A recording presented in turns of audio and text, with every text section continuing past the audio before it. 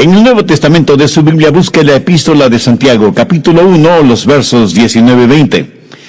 Por tanto, mis amados hermanos, todo hombre sea pronto para oír, tardo para hablar, tardo para airarse, porque la ira del hombre no obra la justicia de Dios. Pero brevemente quiero que note el verso 18. Él de su voluntad nos hizo nacer por la palabra de verdad, para que seamos primicias de sus criaturas. Este versículo habla del nuevo nacimiento que cada genuino creyente ha experimentado. Y yo confío, amigo oyente, en que usted ya haya experimentado ese nuevo nacimiento. Hoy se habla mucho acerca del nuevo nacimiento. Muchas personas dicen que han nacido de nuevo. Y una de las maneras en que usted puede decir si una persona ha nacido de nuevo es si ve un cambio radical en la forma en que esa persona vive. Permítame decir algo muy claramente. Si usted en verdad ha nacido de nuevo, su comportamiento también será nuevo. Pablo lo dice de la siguiente manera: de modo que si alguno está en Cristo, nueva criatura es. Las cosas viejas pasaron, he aquí, todas son hechas nuevas. Escúcheme, y escúcheme bien. Si su religión no ha cambiado su vida, es mejor que cambie de religión. Porque la religión bíblica, si así podemos llamarla, debe cambiar su vida. Así que Santiago 1:18 habla del nuevo nacimiento, y en el verso 19 se habla del nuevo comportamiento. Se cuenta que algunos hombres estaban hablando acerca de las nuevas traducciones de la Biblia, y uno de ellos dijo: a mí me gusta más la traducción de mi madre.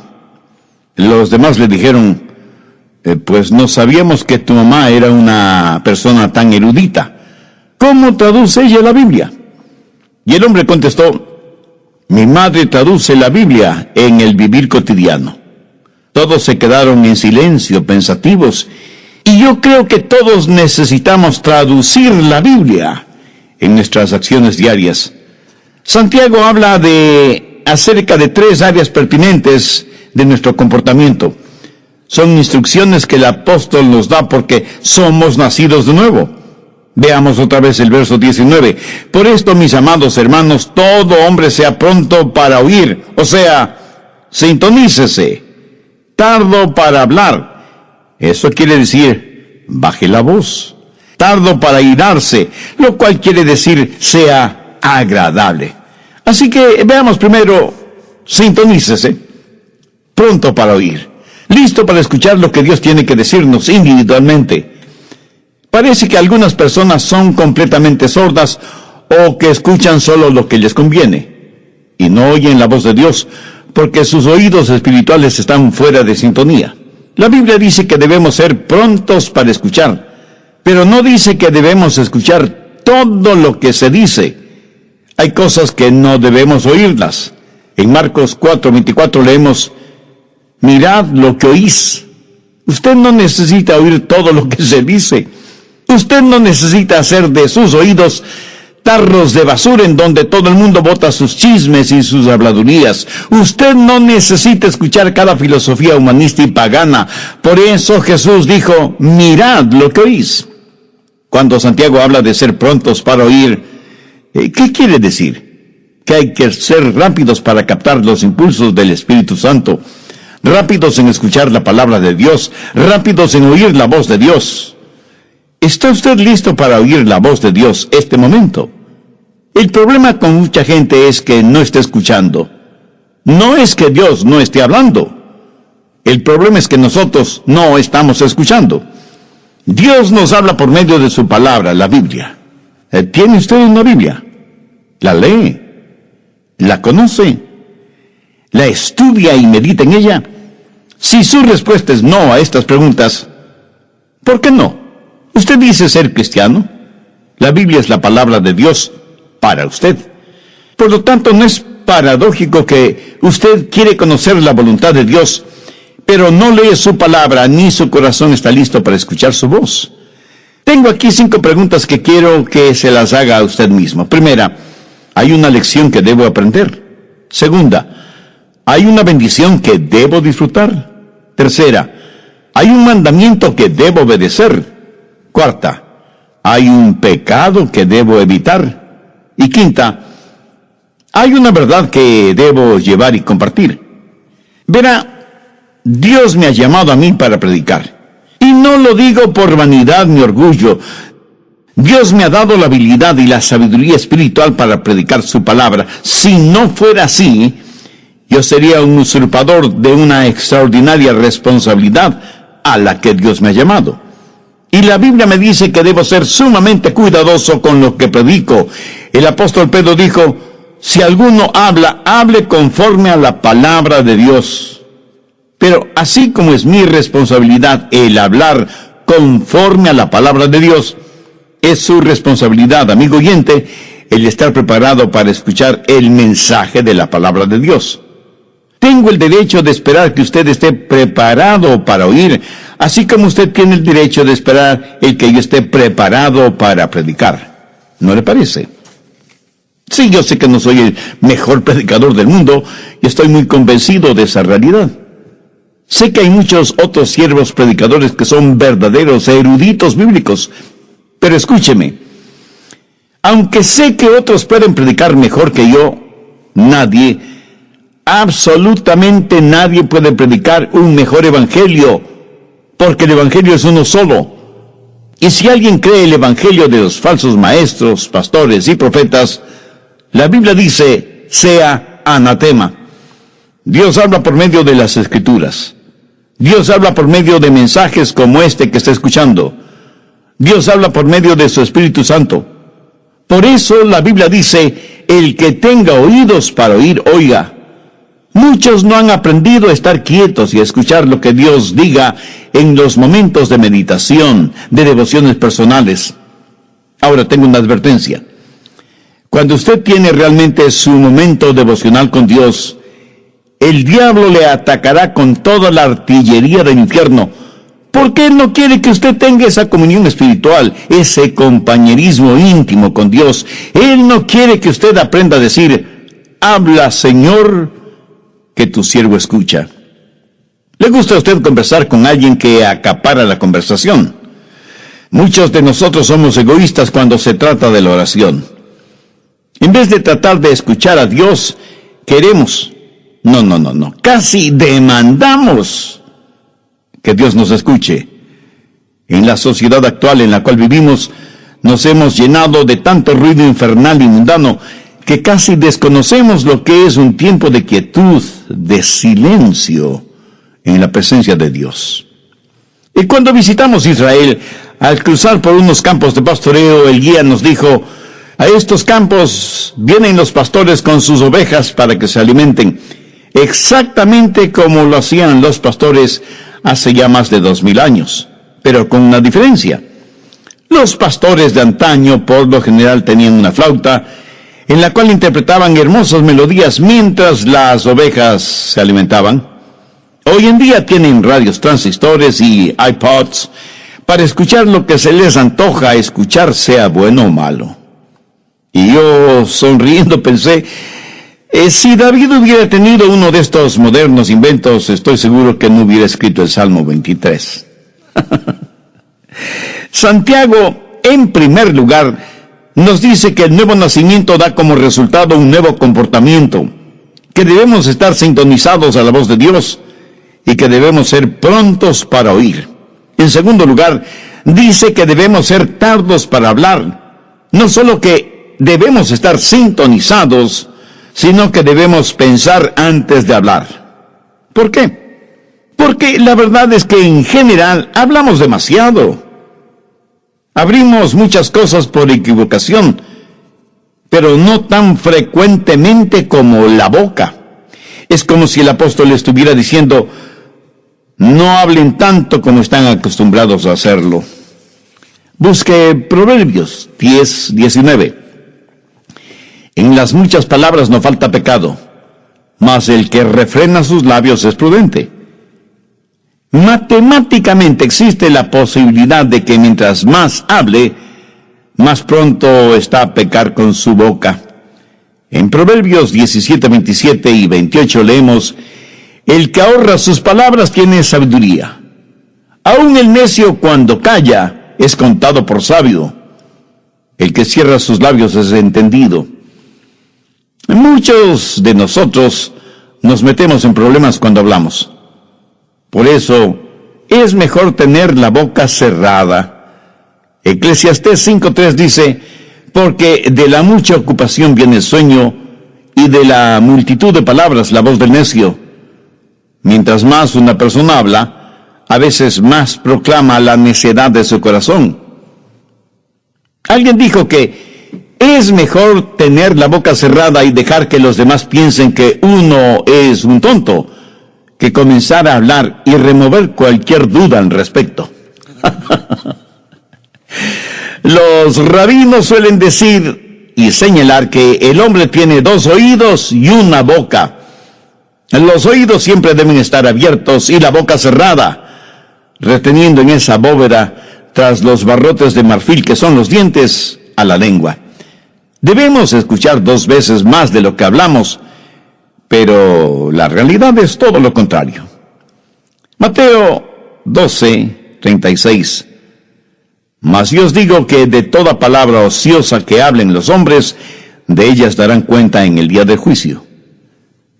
Escuche, Jesús no está diciendo que no debemos tener conversaciones agradables o compartir un momento de humor sano. Él habla de palabras improductivas, denigrantes, hirientes, groseras, maldicientes. En Santiago 2:17 leemos: así también la fe, si no tiene obras, es muerta en sí misma. La palabra muerta en este versículo es la palabra ociosa de Mateo 12:36. ¿Qué quiere decir esto? Que es improductiva, que no contribuye para nada, que es desanimador en vez de edificadora. Prácticamente lo que Jesús dice es que si las palabras que decimos no ayudan, no edifican, sino que más bien son destructivas, y que de cada una de esas palabras daremos cuenta en el día del juicio. Aún el humor adecuado puede ser usado para romper el hielo en cualquier reunión, y puede ser agradablemente beneficioso. Pero el humor usado como burla o sarcasmo es denigrante. Dios no quiere que seamos agresivos ni groseros usando el humor. A veces hablamos de las cosas sagradas con labios mundanos y profanos.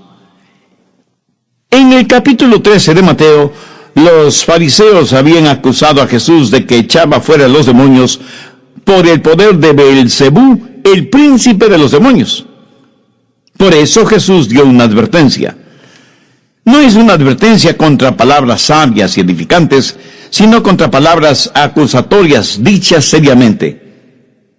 ¿Ha pensado alguna vez en el daño que causan las palabras necias? ¿Sabe cuántos hogares han sido destrozados por palabras y expresiones inconvenientes? ¿Cuánta gente inocente ha sido enviada a la cárcel por las palabras deshonestas o el testimonio falso de otros? ¿Cuántos corazones han sido destrozados por promesas o palabras falsas? ¿Cuántas iglesias se han dividido por las palabras de unos contra otros? ¿Cuántas almas se han perdido porque la gente no ha aprendido a controlar sus lenguas? Una de las marcas de una persona nacida de nuevo es que su lengua está bajo el control del Espíritu Santo. Y la misma Biblia, que nos dice que seamos prontos para escuchar, nos dice que debemos ser tardos para hablar. Y las dos cosas son mutuamente incompatibles. Hay una antigua rima infantil que dice: el viejo búho vivía en un roble, mientras más veía, menos hablaba. Mientras menos hablaba, más escuchaba.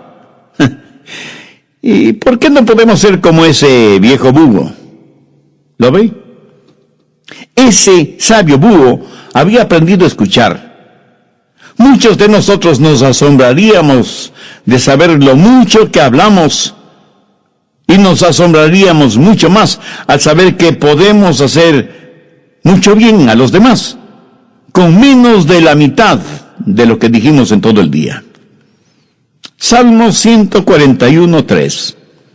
Pon guarda a mi boca, oh Jehová, Guarda la puerta de mis labios. Esta es una sabia manera de pedir ayuda a Dios para controlar sus palabras, de estar consciente de las cosas que dice. Entonces, Santiago hace énfasis en que las marcas de un nuevo cristiano son, primero, el que haya nacido de nuevo; segundo, que sea pronto para escuchar; y tercero, que sea tardo para hablar y para irarse. No solo debe estar en sintonía y bajar la voz, sino que debe ser agradable. Y el ser agradable no es más que la suma, el amalgamiento de las dos primeras características. Cuando una persona comienza a escuchar más y hablar menos, afecta su temperamento porque aprende a controlar su corazón. Porque cuando sus pensamientos son controlados y su lengua es controlada, entonces su temperamento es controlado. Por eso Santiago dice que debemos ser lentos para la ira. Tal vez los jovencitos modernos no sepan lo que ira significa. Sencillamente significa perder control de su temperamento. Por eso la advertencia de ser lentos para irarse. Nunca debemos perder nuestro temperamento. Pero ¿sabe una cosa? En verdad no es que perdemos nuestro temperamento, más bien lo encontramos. La Biblia nos dice que nunca debemos enojarnos. Y quiero que entienda esto muy claramente. Veamos lo que dice Efesios 4:26. Airaos, pero no pequéis. Es pecado cuando su enojo se transforma en ira. Jesús se enojó, pero no pecó. Algunos piensan que Jesús nunca se enojó. Algunos piensan de él como si hubiera sido un robot espiritual, con leche en vez de sangre en sus venas. Jesús, el Dios hombre y el hombre Dios, se enojó. Busque Marcos 3:5. Entonces, mirándoles alrededor con enojo, entristecido por la dureza de sus corazones, dijo al hombre: extiende tu mano. Y él la extendió, y la mano le fue restaurada, sana. ¿Lo notó? Lo que enojó a Jesús fue la dureza del corazón de ellos frente al dolor y la necesidad de otros seres humanos. Ahora escúcheme muy atentamente. Algo no está bien con usted si es que algunas cosas no le enojan. Pero tenga cuidado. La Biblia dice, airaos, pero no pequéis. Y el apóstol Santiago dice que debemos ser lentos para la ira, porque en general es muy fácil para nosotros el hacer desaparecer los límites de una indignación justa con nuestras irritaciones personales. Recuerde que la ira de los hombres no obra la justicia de Dios, porque nuestras iras son irracionales, y aquello que es irracional no puede jamás ser justo. Solo Dios es justo. Su justicia demanda el castigo de nuestros pecados, pero su amor nos redime y protege. Somos criaturas que todo lo racionalizamos. A nuestros viles temperamentos los llamamos indignación santa. ¿Sabía que usted puede ser bueno y malo, malo y bueno al mismo tiempo? Veamos esto de bueno y malo. Asegúrese de que los siguientes tres elementos estén presentes. Primero, que su enojo sea por una razón justa. Verá, por lo general nos enojamos cuando nos empujan, o cuando creemos que nuestros derechos no son quitados, o cuando alguien nos ofende, o alguien se mete bravuconamente delante de nosotros en una fila. Ah, cómo nos enojan esas cosas, ¿verdad? Ahora, aunque en la Biblia leemos que Jesús se enojó, su enojo siempre fue justificado. No hay ninguna expresión derogatoria contra otras personas, excepto los fariseos y los publicanos. Pero cuando Jesús en forma personal fue maltratado, insultado, golpeado y finalmente crucificado, jamás pronunció una palabra de enojo. Más bien desde la cruz dijo a su Padre que perdonara a aquellos que le hicieron lo que le hicieron, porque no sabían lo que hacían. La mayoría de nosotros nos enojamos cuando alguien nos hace daño.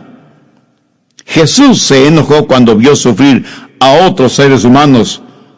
Cuando usted se enoje, asegúrese de que su enojo es justo y por la razón adecuada. Segundo, que su enojo sea por una causa justa. Jesús, por lo general, no se enojó con los individuos porque él amaba a las personas. Jesús se enojó contra instituciones y ritos y pecados, no contra el pecador. Usted puede enojarse por el daño que le han hecho, pero no contra quienes le hicieron ese daño. Pero eso es exactamente lo que hacemos. Nos enojamos con las personas. Y si bien es cierto que Jesús se enojó frente a corazones endurecidos y demostró físicamente su enojo contra los que habían hecho de la casa de su padre un mercado de ladrones, sin embargo, él fue compasivo y tierno con aquellos que estaban esclavizados por sus pecados. Tanto es así que le llamaron amigo de pecadores. Permítame decir algo a los jóvenes predicadores que seguramente están escuchando este programa. Espero que en sus ministerios ustedes prediquen contra el licor, drogas, pornografía, homosexualismo y todo lo demás, pero que lo hagan con firmeza y con convicción, no carente de compasión. Prediquen firmemente, contundentemente contra el pecado, pero amen profundamente al pecador. Enójese, sienta iras contra el pecado, pero ame sin restricciones al pecador. Porque eso es exactamente lo que el Señor Jesucristo hizo, y nosotros, si somos hijos suyos, no debemos hacer menos. Jesús se enojó por la razón justa y por la causa correcta. En tercer lugar, se enojó de la manera adecuada. Su enojo le hizo parte de la solución, sin agrandar más el problema. Mi amigo, cuando usted pierde su temperamento, de ninguna manera podrá ser parte de la solución, sino que se vuelve parte del problema. Recuerde que, como dice Santiago, la ira del hombre no obra la justicia de Dios. Cuando es el enojo de Dios, cuando el enojo es santo, entonces la justicia de Dios hará su obra. Es mejor aprender que cuando levantamos nuestra voz, también debemos levantar nuestras manos y hacer algo acerca de la situación. No se requiere ser muy inteligente para criticar. Cualquiera puede hacerlo. La Biblia dice que debemos ser lentos para la ira. Al respecto, tenga mucho cuidado, porque hay muchas formas de disipación que pueden hacer daño a su testimonio, matar su influencia y revelar su carácter, mucho más que su enojo o su temperamento tipo fósforo. ¿Quiere que le diga lo que la Biblia dice acerca de su temperamento? ¿Y qué es lo que eso prueba acerca de usted? Si usted tiene un fusible cortito, si usted es la clase de persona que explosiona por cualquier cosita, primero, usted es una persona que tiene una mente necia. Busque Eclesiastés 7:9. No te apresures en tu espíritu a enojarte, porque el enojo reposa en el seno de los necios. Y no vaya por ahí haciendo flamear su orgullosa superioridad intelectual, porque la Biblia dice que si usted es dado al enojo, usted no es nada más que un necio. Segundo, usted es una persona de carácter débil. Proverbios 16:32. Mejor es el que tarda en airarse que el fuerte, y el que se enseñorea de su espíritu que el que toma una ciudad. Algunos piensan que ser rápidos para enojarse y tener un temperamento violento es una señal de fortaleza. Algunos son verdaderos bravucones en sus casas, rompiendo y tirando las cosas al suelo, golpeando a sus esposas e hijos, manejando su vehículo como un verdadero maniático cuando otro vehículo se le cruza súbitamente en la carretera. Lo que usted considera una señal de fortaleza en realidad es un signo de infantilidad, de falta de madurez. Actúa como un bebé con un ataque temperamental. ¿Qué es lo que dice Eclesiastés 16:32? Mejor es el que tarda en airarse que el fuerte, y el que se enseñorea de su espíritu, que el que toma una ciudad. Cuando usted se enoja y pierde el control, está abriendo la puerta a toda clase de pecados que normalmente no los cometería. Dice cosas que usted sabe que no debe decirlas, y hace cosas que usted sabe no debe hacerlas. Busque Proverbios 29:22. El hombre iracundo levanta contiendas, y el furioso muchas veces peca. Cuando usted está furioso, sus pecados se van a multiplicar más de lo que usted piensa. Hará cosas negativas que ya no podrá deshacer. Dirá palabras que usted haría lo que fuera para no haberlas dicho. El momento que usted pierde su ecuanimidad mental, pierde el control de sus palabras y de sus acciones. Pero esto no le disculpa ni justifica delante de Dios. El hombre iracundo levanta contiendas y el furioso muchas veces peca. Alguien dijo que el enojo es como una piedra lanzada contra un nido de avispas. La analogía es clara y contundente. Sea iracundo y furioso, y se verá atacado por toda clase de pecados o transgresiones. Ahora, ¿cómo enfrentar, cómo manejar el enojo? Pues empiece tratándolo como lo que es: pecado. ¿Sabe que algunas personas se enorgullecen de su temperamento volátil? Y no solo que se enorgullecen, sino que lo razonan, lo justifican y dicen: es que todos en nuestra familia somos pelirrojos. Mi amigo, es un mito científico aquello que el color del cabello determine el temperamento. Otros, en cambio, dicen: mi carácter es hereditario, lo temperamental, lo heredé de mi padre. Eso puede ser cierto si es que su padre es el diablo. Y unos cuantos más dicen: mis explosiones temperamentales son muy rápidas, me calmo casi enseguida. Un hombre con una subametralladora dispara indiscriminadamente contra una multitud. Ese acto dura solo unos segundos, pero ha dejado muertos y heridos. Y no solo se ha perdido vidas humanas, sino que muchos hogares quedan destrozados. Tratamos de razonar, justificar nuestro enojo, nuestro temperamento. A veces hasta lo minimizamos y hacemos bromas como si fuera algo gracioso. El enojo no es una debilidad, es una maldad. Un temperamento violento tiene que ser visto como un temperamento vil.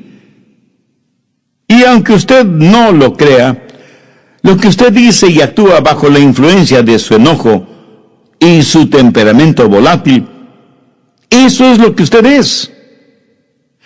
Porque todo esto que está dentro de usted sale a la superficie. ¿Quiere saber lo que hay en su corazón? Pues ponga atención a lo que dice y hace en un momento de enojo. Si usted está lleno de Jesús, Jesús le saldrá hasta por los poros de la piel. Y permítame decirle algo más. Usted no puede juzgar a una persona por lo que es, por sus acciones, porque esa persona puede haber planificado esas acciones. Pero mire sus reacciones a las cosas que no ha planificado, y usted sabrá con toda certeza de qué está llena esa persona. La única manera de controlar un temperamento descontrolado es teniendo el corazón lleno de Jesucristo. Como usted ya se habrá dado cuenta, Santiago es eminentemente práctico al aconsejar. Y aquí encontramos una pequeña pero fuerte cadena de 3 eslabones: sintonizar, bajar la voz y ser agradable. Verá, cuando comienzo a escuchar, cuando dejo de monopolizar la conversación, entonces aprendo a controlar mi temperamento, porque mis pensamientos y mis palabras tienen una forma de animar mi espíritu. ¿Sabía que usted puede animar a su espíritu con sus propias palabras? ¿Sabe que cuando verbaliza cosas buenas, usted se siente bien? Y que cuando verbaliza cosas negativas, usted se siente mal. Muchos de ustedes, si tienen la tendencia a argumentar con su cónyuge, por lo menos sea cuidadoso o cuidadosa con sus palabras. Se sorprendería al saber cómo sus palabras controlan su espíritu. Muchas veces hablamos sin pensar, pero después de que hemos dicho ciertas palabras, tenemos la tendencia a vivir esas cosas. Veamos lo que dice Proverbios 15:1. La blanda respuesta quita la ira, mas la palabra áspera hace subir el furor. Así que cuando escucha más y habla menos, descubrirá que tiene más control sobre su espíritu. Una palabra descomedida puede empezar un pleito. Una palabra cruel puede arruinar una vida. Una palabra amarga puede inyectar veneno. Una palabra brutal puede aniquilar una vida. Una palabra comedida será como un remedio. Una palabra gozosa puede iluminar el día. Una palabra a tiempo puede sanar heridas. Una palabra de amor es una palabra bendecida. Y todo esto es posible porque hemos nacido de nuevo. Todo es posible por medio del Señor Jesucristo. Mi amigo, escúcheme. Jesucristo no vino para hacernos personas buenitas. Él vino para hacernos nuevas criaturas. Y estas cosas de las que habla Santiago son los frutos de una persona nacida de nuevo. ¿Ha nacido usted de nuevo? ¿Ha recibido a Cristo en su corazón como Salvador y Señor? El que usted trate de controlar por usted mismo su temperamento es como si usted estuviera tratando de controlar un barril de pólvora en el infierno, o como tratar de controlar su lengua con pegamento, o sus pensamientos sin el Espíritu Santo. Entonces, primero, usted necesita una nueva naturaleza, necesita nacer de nuevo. Dios le ama y tiene un plan para su vida. Jesús está llamando a la puerta de su corazón porque quiere darle nueva vida y hacerle una nueva criatura. Hace años en el río Mississippi, uno de sus puentes debía ser levantado para permitir el paso de los barcos. El hombre que estaba a cargo de ese puente tenía un trabajo muy importante: mover palancas, girar manijas, apretar botones para poner en funcionamiento los engranajes del puente para levantarlo y bajarlo nuevamente. El puente se movía sobre sus enormes bisagras para permitir el paso de barcos. Luego el encargado bajaba el puente para permitir el paso de los vehículos y los peatones. Un día el hombre trajo a su hijito, quien quería ver qué es lo que hacía su papá y cómo es que el puente trabajaba. El papá hizo su trabajo y los engranajes comenzaron a moverse y a levantar el puente para permitir el paso de un gran barco. Luego tenía que bajarlo rápidamente porque se aproximaba un tren de pasajeros. Pero cuando el puente estaba bajando, su hijito cayó a las aguas del río. El niño gritaba pidiendo que su papá le ayudara. El hombre sabía que no podía abandonar su puesto de trabajo, ni mucho menos los controles del puente. Si lo hacía así, el tren de pasajeros que se acercaba se descarrilaría y se hundiría en el río con toda su carga humana, y cientos de personas morirían ahogadas y sepultadas en los vagones del tren. El hombre tuvo que tomar una decisión. Se quedó en los controles, bajando el puente para que el tren pudiera pasar con seguridad, mientras con el corazón destrozado veía a su pequeño hijo desaparecer en las aguas del río. Nunca encontraron el cadáver del niño.